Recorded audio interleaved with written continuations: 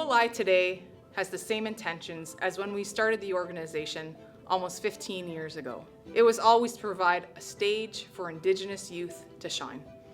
It's their own space, a space where they can perform, learn, connect, be heard, and in the process, feel they have learned more about themselves. There are many reasons why I began outside looking in, but the most important is I feel there needed to be something more magical and exciting to encourage youth to stay in school. I also know that this doesn't always exist in our communities. School alone is not keeping kids motivated to stick with it. We all know that our youth don't complete school at the same rates of mainstream Canadian youth, and there's numerous reasons for this. Dance and music are close to our culture and who we are. I felt that if I could provide a place for youth to move, have fun, express themselves while achieving academic success and good habits, that they would want to strive for more as they achieve more. Achieving is addictive. It's hard not to get it and not want more. And you can see this in the youth who've completed our programs. They are leading student councils, entering post-secondary, they're employed, and working towards the next achievement. OLI was built for our community to come to our show and cheer on their youth, to be proud of who they are, who we are, and celebrate what is ours together. My mom is Indigenous. She is from Missinabie Cree in Northern Ontario, and my dad is non-Indigenous from Southern Ontario. As a result, I've grown up as a mixed-race youth born from a middle-class family. As a young girl, I was able to dance, turn professional, and pursue my passion. But I do remember my daughter asking my mom recently, "What kind of activities did you take up while growing up, Grandma?" As my daughter takes up horse riding lessons and other numerous activities, she asked my mom if she rode a horse or did she dance like Mom does. And my mom said, "No, I didn't. I didn't get to do any of those things." And she didn't.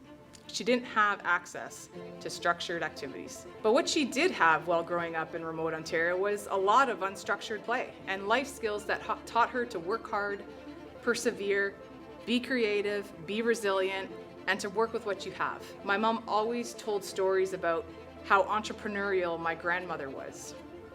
When you look at OLI and what it is, it's the blending of the lessons I learned as a youth myself, structured play through dance, and parents who taught me very important life skills. I dedicate OLI to my mom and the little girl she once was, who didn't have this opportunity, but now together with her and my dad's support, we have been able to give more youth this opportunity of structured play while learning valuable life skills that'll help them lead to a positive future. I come from a place of trying to right a wrong, trying to fight for the underdog, trying to fight for people that should have the same access because we've been told we're not really supposed to. We have too many stories of injustice and rampant dominance of other authoritative bodies. So this is my way of contributing. I also feel obliged to share my talents and knowledge of what I learned throughout my life. I always felt compelled to give what I learned to other youth so they can take it and grow from these experiences. I've always wanted to use my education and my life experience. I just know I'm fortunate that I've had a very good life. Dance was always a stress reliever for me, and I had lots of energy, so I needed to channel that energy, or I probably would have been lost and struggling just as so many of our community members do. Hence, when I started OLI, dance was at the center of all of our efforts to provide a platform for kids to express themselves through choreography, dedication, and a streamlined credit-based system. Over the years, the intent was to provide youth with dance as a channel to express themselves. But through RBC Future Leaders and our new work study initiative, we intend to be their ultimate growth partner.